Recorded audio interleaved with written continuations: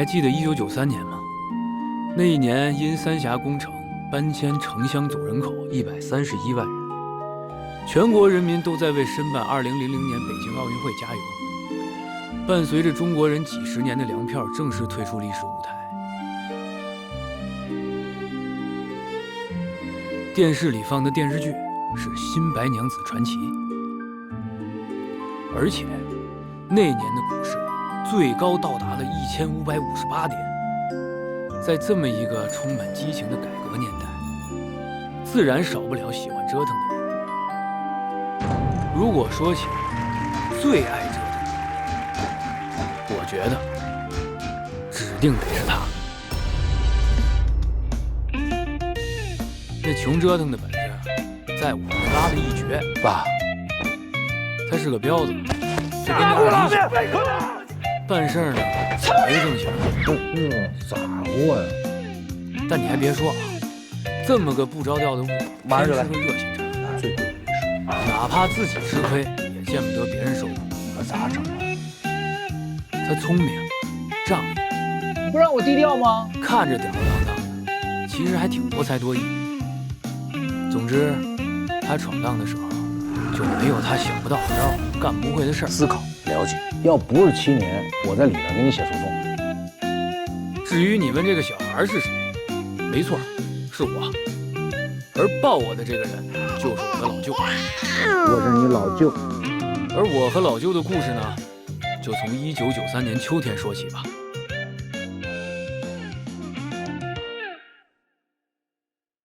我的老舅是一个全方位的天才。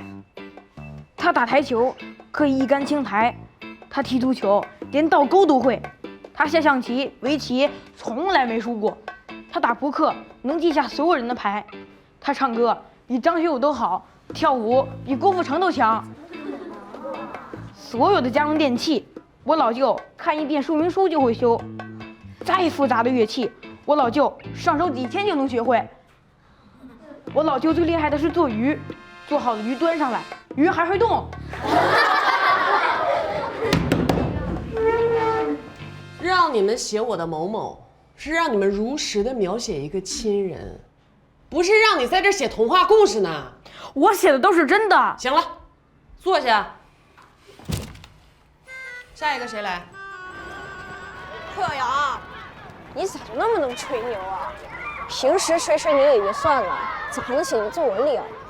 我说的都是真的，老师都说了你是在吹牛，别不承认了。我说的就是真的。不信哪天你去见见我老舅。你家什么样我爸都知道。我爸跟我说你爸是个劳改犯，你妈在国外不定干啥的。你再说一遍。别不承认，你妈不定干啥呢。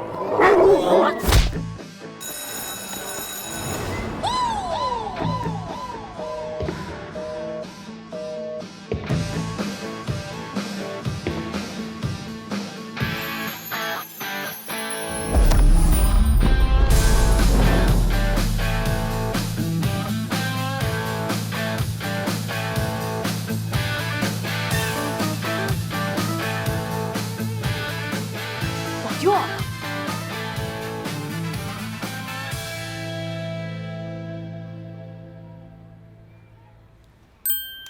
老师们好。你是他老舅？啊，我是崔国民。对，您认识我？认识啊？不认识。那个您不认识我，但我认识你呀。你是27中的，对不？哦，我是。我比你小2届。哦。那主要你在学校，那谁不认识你呀？那学校一搞活动，那从主持到表演，那不都得是你吗？我外甥咋了？啊，你外甥啊，他，我想跟你就是说，他作文写得非常好，因为他作文的名字叫《我的老舅》，就是您。我觉得他写得非常实际，很生动，然后还富有了一点小小的童真呢。那是因为他作文写得好，您叫我过来的？啊，不是，是因为他们2个之间啊有一点小小的矛盾。这位同学说了一些不该说的话，惹恼了霍小杨。但是我认为这件事情是王宁同学的问题哈。那为啥他罚站呢？啊，那属于轮流罚站，他们那个王宁，你站起来，轮到他了。又给我惹事儿是不是啊？又给我惹事儿是不是？又给我惹事儿哈！我一个来回1个小时，损失好几千。我你干嘛呀？不能打孩子啊！不是我，不，你是谁呀？这是霍小阳先打的我。你是霍小阳？他是。你是哪位啊？我是他老舅。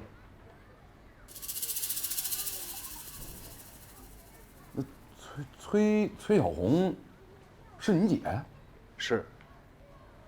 哎呀，那这误会了啊！我跟你姐是同学，你姐长得太漂亮了。那啥，你看你跟你姐长得就不太像。这小子长得更不像。我们确实是一家的，亲生的。啊，对，咱都是一家人嘛，都是同学，打架都很正常，越打关系越好，对不对？王宁，握握手啊！哎，你看，那挺好哈。但我也得评个理啊，这件事情还是王宁同学起的因。怎么又是你？哎，那不能打孩子啊！我说的都是实话。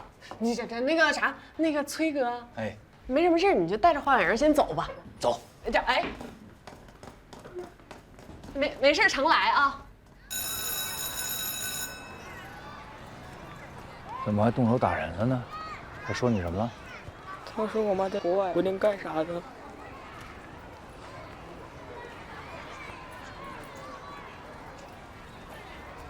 你妈在国外是做化妆品生意的。那我妈到底什么时候回来？等你不调皮了，她就回来了。我没调皮。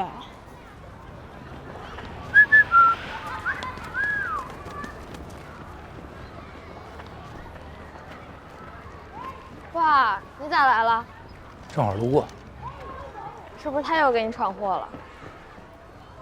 你哥乖得很，走。这是我妹妹，老舅的闺女，打小就看不上我。哎，小红子弟啊，坐我车外一人带俩孩子多累呀！小胖子，我不让，你瞅你那轮胎牙都瘪了，等着。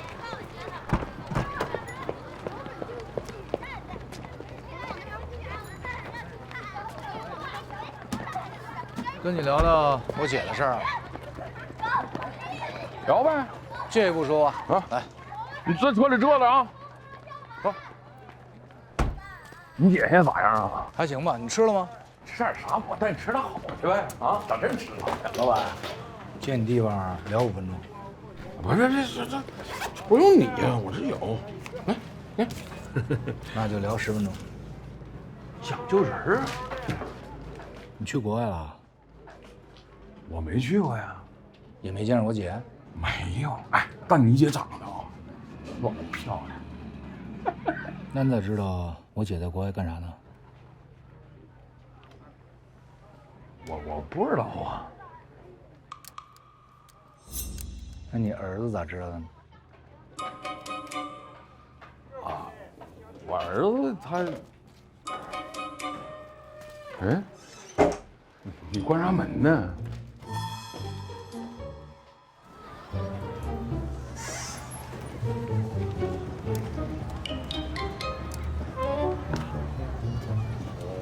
不是说只聊10分钟吗？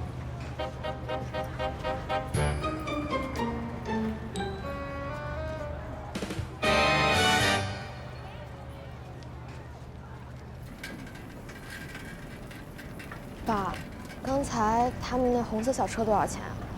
不知道啊。我们班好几个同学，他们今天家里头都买了。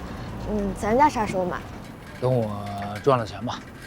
那你啥时候赚钱啊？很快。自行车不也很好，没什么区别。哎呦，您那是坐车，又不是骑车，看给我爸累的。爸不累，但是夏利呢，咱们也买，行吗？进去先找你妈去。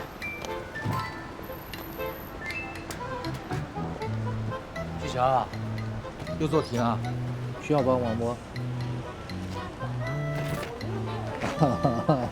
不想我打搅你啊？好，那我不打搅你了啊。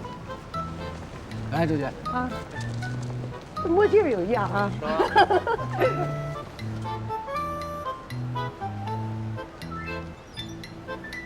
这就是鼎庆楼，咱全省响当当的老字号，都快100年了。听老爷说，这是上世纪的京城名厨张老爷子开的，这牌匾还是许世昌亲笔题的呢。炒菜这个人就是我老爷，鼎庆楼的总经理，他对鼎庆楼的感情可深呐。毕竟打从学徒起就在这儿，这楼就是他一生的心血与回忆。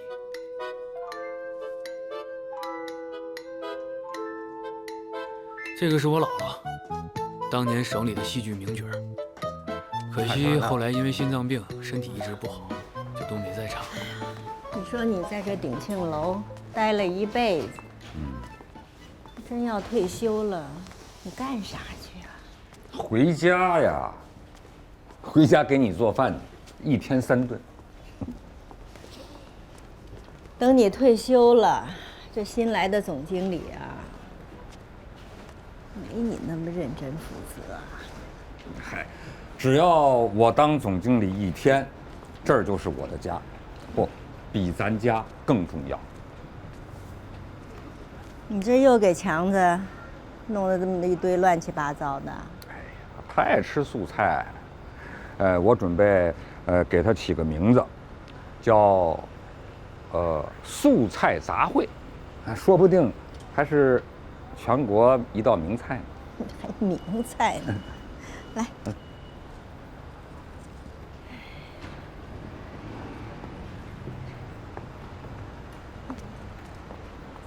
强子，季强，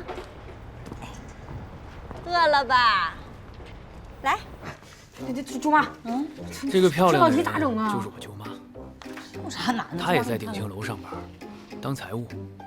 一个足球20元，舅妈对我一个篮球那是掏心窝子的孟老师来买篮球，还经常辅导我作业，用去了770元。问孟老师，但就算是舅妈，买了也有不会的多少题不是？孟老师买多少这时候我们就会去问季强，就是他。但听说以前他考上了大学，可家里出了事儿，然后就变成这样。但他真的很聪明，我不会的题他都会。这么简单？爸，我先把孩子搁这儿了，我回厂子里办点事儿。这都几点了，还回厂子？我们不是换了一新厂长吗？让我们提点意见。我写了200多页纸，还差7、8页，我写完了。啥？写了200多页？你都写啥了？主要就是产品营销，设备更换，还有员工福利，就这么简单。不是，人家新厂长让提意见，也就是客气客气，表现一下民主。你别真鸿篇大论呐，200多页纸，你这是要替人家当厂长啊？那不是，那跟我们都息息相关的。再一个，机会难得，我不图快。不是，你忘了我跟你说的，你张爷爷当年那会儿怎么下去的？就是话太多，还总啰里啰嗦。人家领导让提意见，他不光提意见，还开口骂人。我不会骂人的，骂人多没素质啊！我就是深刻和尖锐。再说了，现在是1993年了，您放心吧。我说，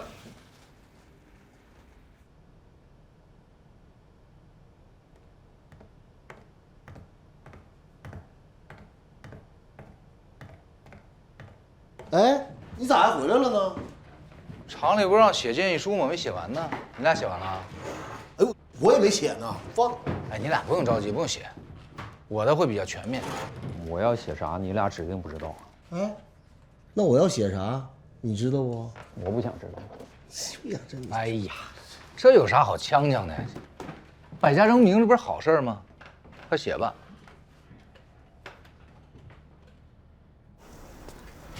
哎，你爸给你做那么好的风筝，说扔就扔了？我这又不是啥小宝宝了，没这么爱玩这些东西。那可是你爸花了一个周末给你做的啊！这风筝又不值钱，扔了就扔了呗。那你告诉妈，在你心里啥值钱？我爸以前给我做这些东西，我们班那帮同学还都挺羡慕的，但是他们现在好多人家里都有赛力车了，咱家这些小东西怎么跟人家比？你跟别人比点好的行不行？比比学习，净比这些没有用的。反正我爸说了，咱家也要买夏利车。啥？啥时候跟你说的？就今天下午接我放学的时候。说啥时候买没？没说，不过他说很快。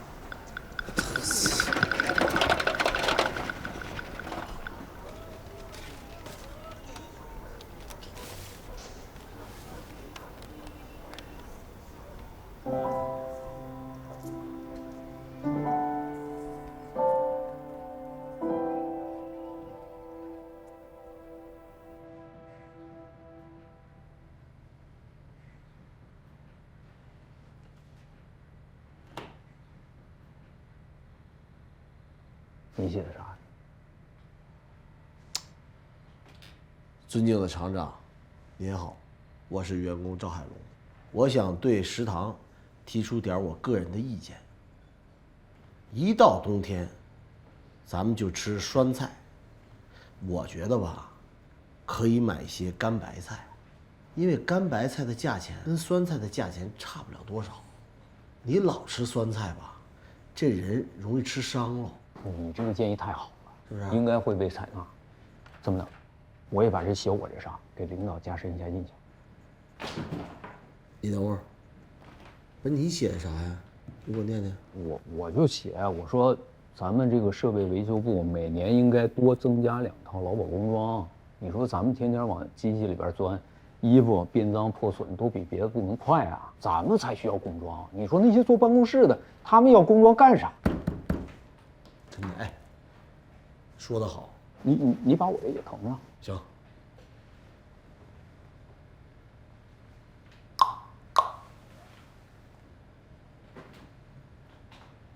崔哥，咋的？写外延书呢？外延书哪儿够啊？我这个至少得有7、8万字了。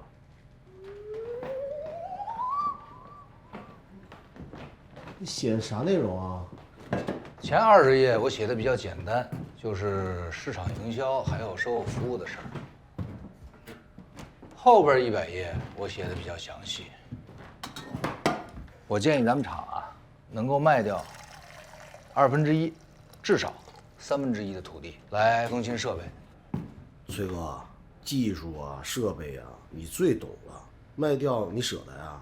咱们的设备是57年苏联原件的，太陈旧了。咱们厂的产品在市场上连南方的小厂都不如。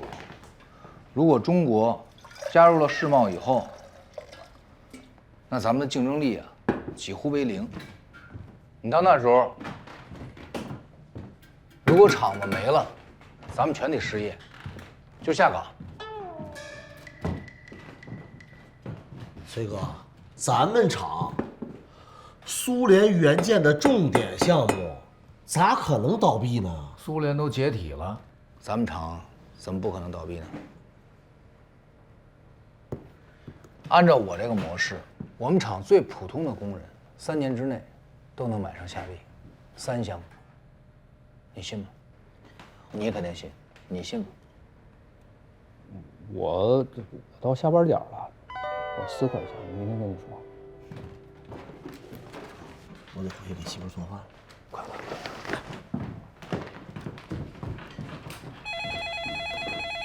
先走了。喂，你这还没下班呢？啥时候到啊？我写东西呢，你等我，我很快过去。行行啊。嗯。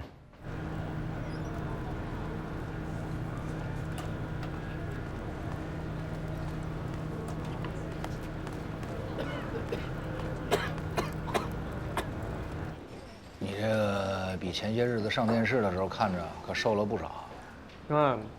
拘留所里明确告诉我了，我现在是名人，啊，名人得注重形象。出来这么多人，为啥记者找你做发言代表啊？就等你问呢，这还不明显吗？一目了然了。因为电视台在众人之中一看我形象最好，你再看我的发言，啊，我承认错误的态度多感人呐！没点这个，打扰一下，送。啥意思？给你的前2天电视上采访的是你吧？哦，认出来了。我看了，那记者采访你老带派头子了。是吧？这个送的韭菜，明白啥意思吧？功效补，你用得着。谢谢啊！哎，你炫。谢谢啊！哎，啊，尝尝，不平常。哎，你说我这2年上电视，也就是一个机会，你点儿都给我背了。你不行呢，你找个算命的，让他给你破破，这么着你心里边能舒服点。你认识的人多，路子野，你有没有那种大师能破事儿那种？我路子也没野成这样，我不太信这个。你要找，你就往山里、水里这种，他是隐士，那他是有本事的。有点道理。再打扰一下子，送的羊腰子。呀，你太客气了。知道啥功效不？还是补。怎么称呼？免贵姓郭，他们叫郭大炮。这名有劲呢。是，你看啊，如果打比方啊，就是下次如果再进去，你啥话说呢？就是美好的祝福吧。什么玩意儿美好？不是，不会说话，不是。比如说名人了以后。到时候采访多了啊，这行。正面的采访一多，这行。你看到时候能不能顺带着说，我送过你韭菜，送过你腰子，然后你夸你说我这玩意儿有劲，那更好了。听明白？广告费呗，打广告呗，就是这意思。你这样，你下次你要进去了，我也送你。行了，我不太会说话，来吃炫啊！来感受一下广告费。我不要，你真的，你再打扰一下。这玩意儿干啥？我自己泡的啊，我自己喝的，我感觉你现在比我需要。哎，人参。这里头小鹿茸啥，嘎嘎带劲，就枸杞。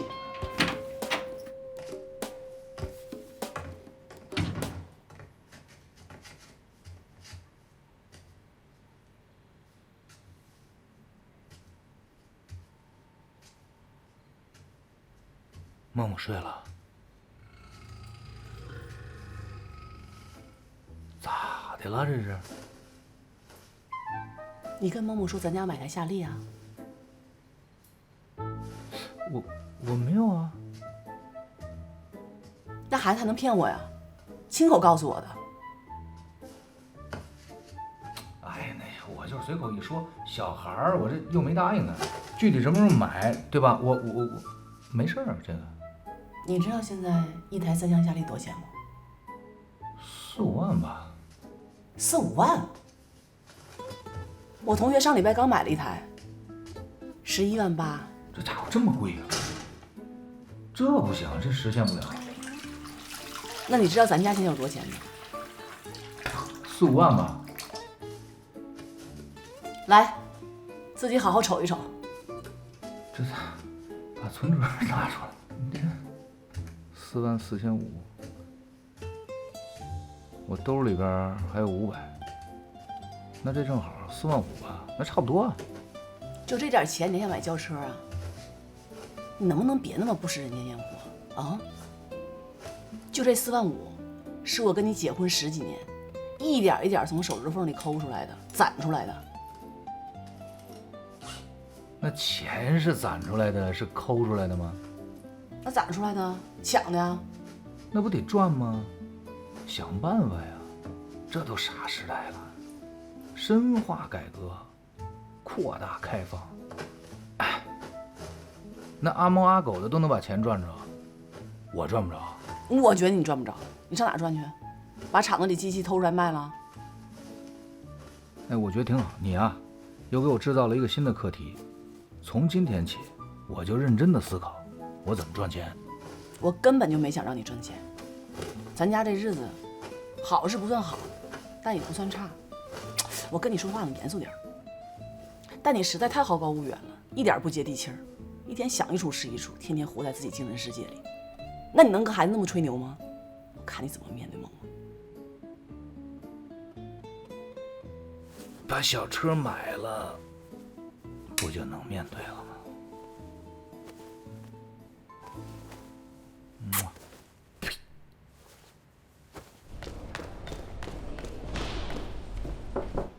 哎，小张，厂长啊，您看一下。哦。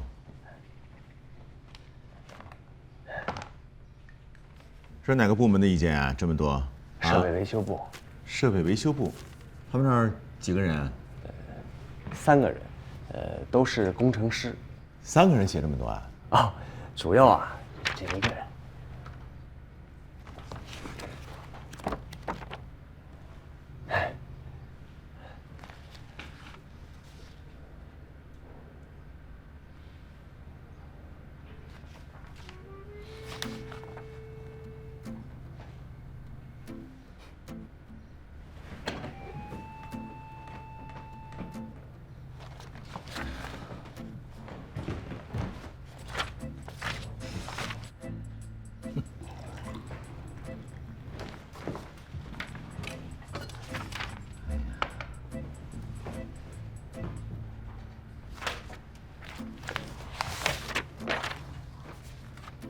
崔国明。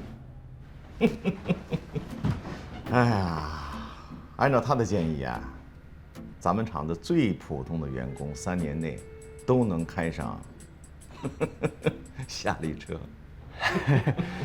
夏利车多少钱一辆啊？哎，反正我是买不起，我估摸着大概有个10多万。这个崔国明平时表现怎么样啊？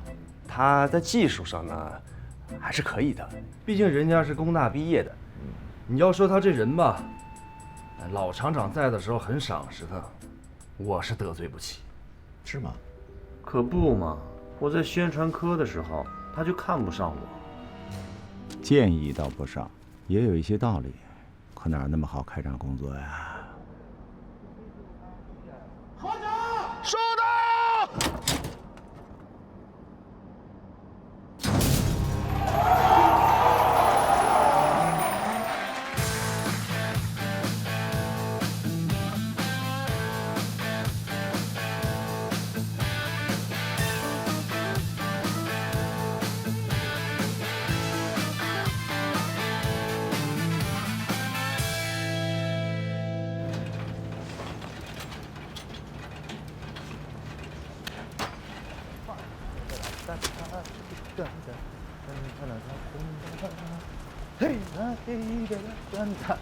你吓我那个呀？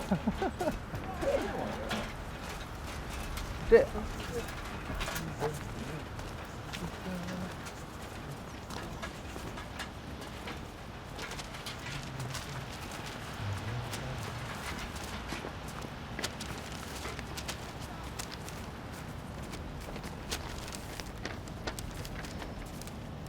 老舅辛苦写的万言书，交上去的第2天就变成了废纸。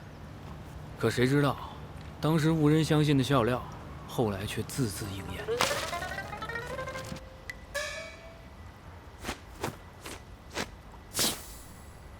哥们儿，康氏咋要钱呢？50。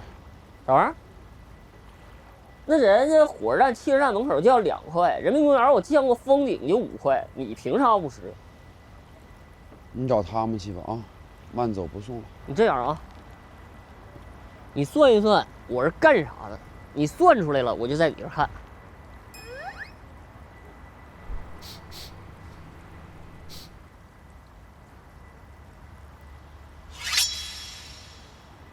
那这是干啥的？我比划的还不够明显吗？哎，那你猜我算啥事儿？男女问题。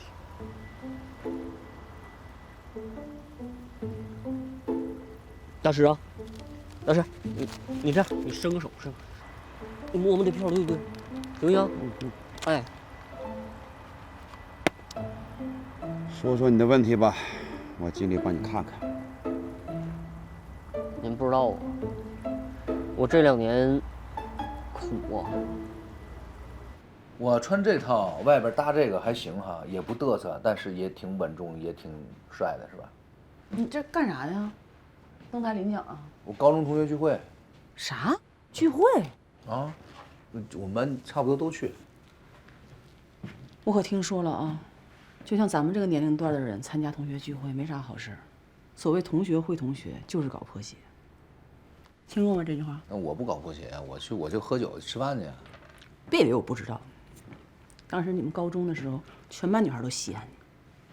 是全校女孩都稀罕我，臭不要脸！他们稀罕我，我臭不要脸。你就穿那工装去就得了，平时穿啥就穿啥，听见没？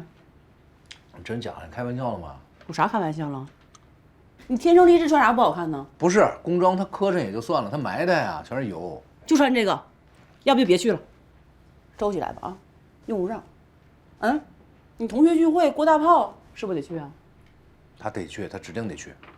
你说你高中的时候全班学习排第一，他排倒数第一，你还非要跟他玩？那些同学学习好的，你怎么不跟人玩呢？不是同桌吗？仗义多是土狗辈啊！他真是土狗辈，卖肉的，祖传卖肉的。你那些大学搞航天航空同学，你咋不跟人家聚会呢？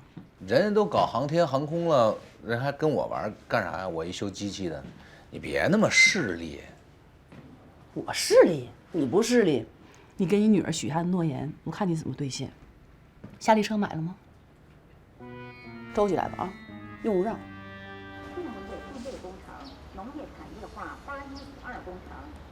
你是不是给新厂长写了个几百页的建议？啊，进垃圾桶了。你虎啊你啊！有些话是你该说的吗？我听说你说要把这个厂子地皮卖了，买新机器。对呀，咱厂机器57年的，就比我大3岁。这在国际上，别国际了，就全国它也是落后的呀。再这么着下去，3年之内咱厂子必黄。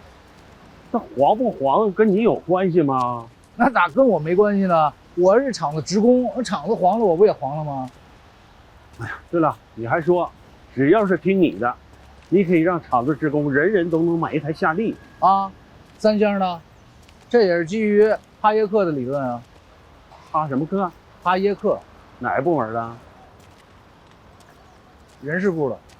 啊，行了行了，你这句话呀，现在在厂领导班子这个圈里边啊，都已经成笑话了。他们说，看你穷争的这3年，你自己能不能买台夏利？每个人啊都会成为笑话，但是谁会成为最后的笑话，那就不一定了。哎呀，你都30多岁了啊，不是10年前你大学毕业那个大男孩了。别什么事儿，哎，就想一出是一出，做事要踏踏实实的啊，低调一点。不该出头的就不要出那个风头。知道。好，那我先下班了啊。你干啥去？同学聚会。你可下班早退，也不聚会迟到。那我在厂子里边的工作就是保证所有的机器都能够正常的运转。今天我保证所有的机器都不会坏，不完了吗？我走。你这啊，你就穿这身去啊？你不让我低调吗？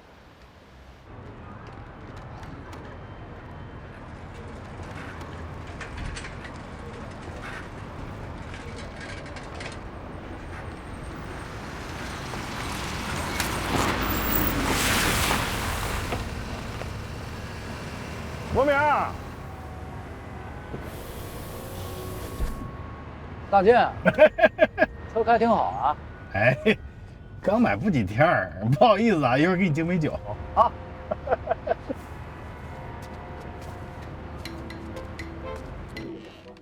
哎呦，都来了。公明，干啥？咋还上手了呢？哎呀，你怎么弄成这样啊？我刚从厂子里来啊。你不是工程师吗？有，不。那怎么你还……我这工程师，我也是工人啊，劳动光荣啊。主要是你啊，对我们班女同学都没什么兴趣，所以啊，你穿成这样就来了。我要是你老婆，说什么也不能让你这样就出门。那你要是我老婆，你让我穿成啥样啊？咋的？也得给你整身灯喜路啊！我就喜欢貂。就你说的啊！明天我就送你。行啊，我转脸就告诉你老公。哎呦，同学们都来了，你们好。哎呦，哎，来，大家坐，来，咱们酒杯举起来啊！再次祝我们的林老师身体健康，万事如意。谢谢同学们啊，谢谢。同学们，大家毕业10几年了吧？这10几年当中，咱们的中国真是天翻地覆啊！传说中的楼上楼下、电灯电话，家家都有了吧？我敢说呀，再过10几年，咱们中国会更加的天翻地覆。同学们，现在国家给了我们这么好的机会，咱们一定要把握住啊！好，张小霞，哎，李老师，你现在干啥呢？我和我老公开了个服装店，好的时候2、3千，差的时候也就1000多。不错不错，李导游，哎，你咋样？李老师，哎，同学们都知道，我上学的时候没学啥技术，啥也不会，现在只能开个出租车，1个月3、4千吧。这你比开工资的也高不少啊，是吧？大健，你呢？这桌就我不行，不是总开张。不是，那你上次开张是什么时候啊？就上个月嘛。净利润也就10多万嘛。啊，10多万，挣钱了啊！今天我请客，谁也别跟我抢啊！国明啊，哎，你是我教过的学生当中最聪明的，最近咋样？我每个月573块5死工资啊！哎，咱俩差不多，你还比我高20呢。那你得努力了啊！行啊，哥。国明，我听你唱歌特别好，一会儿给咱整一首呗。我唱歌可贵，你钱准备好了吗？钱是事儿吗？来，敬你一杯，来。老师，哎，来，都喝，都喝。不过说起来哈，就你这身衣服，越看越像我劳改时候穿的囚服，你看像不像？哎，可别瞎说啊！我没劳改过，我也不知道囚服啥样。要不这样，你下回进去了带出来给我长长见识。现在这事儿啊，不能问我了。现在最权威的那是咱们班郭大炮啊！没看电视啊？去洗头房被抓了。咋没看见呢？咱们班啊，也算出了个名人儿。你要是没看电视吗？没看。郭大炮被抓上电视，那采访的时候说话横踢马槽的啊，真的。哎，我给你们学啊，说的这样。众所周知，我这是个不好的行为，我为我的行为感到十分的愧疚，希望大家以我为戒，谁触碰了法律，必将受到法律的严惩。古话说得好，善恶到头终有报，人间正道是沧桑。希望大家都走正道。哎，大健，我要是你的话吧，我就不好意思学人家大炮。我记得你上次改造是因为组织小姐出台吧？大炮这样的就是你的顾客呀，顾客就是上帝，你怎么能吃完以后骂厨子呢？他又没在我这儿。再说我现在不干了。我跟你说，李老师，我不会干那个事儿，我也不会上电视。我上电视，我也不能这样。不是那个郭大炮啊，郭大雷，今儿怎么没来啊？公安，麻烦配合我们的工作，有些问题想询问一下。不是我不就去洗头房吗？再说这事儿不早就解决了吗？那全市人民不都看着了吗？你别误会啊，我们是询问，不是讯问。就是想找你了解一些情况，就那点破事儿，一些没完没了。不是询问呐？你想询问啥呀？我想知道点细节。不是你那点事儿，是别的事儿。那我能有啥事儿？就是了解点情况，咱们市场处聊聊。你能说说17号那天夜里，你干嘛去了吗？17号，哎呀，17号，哪年哪月17号？不是那么久远了，你突然问我，我哪儿记着？我就问你，17号你干啥去了？你能记着？我在问你问题，你不用反问我。那我不记着。没事儿，慢慢想，想不起来我们帮你想。是这么个情况啊，我呢今天确实有事儿，晚上有一个1年才一回的同学聚会，我组织的，大家都等我呢。哎，我同学里边有你们同事呢。行，来唱歌。哎，国明，整一个。喝多了不唱了。别，你刚才不说给钱你就唱吗？够不够？那得哼哼几下。那你说，给多少你能唱？11.8万，我给你唱到天亮。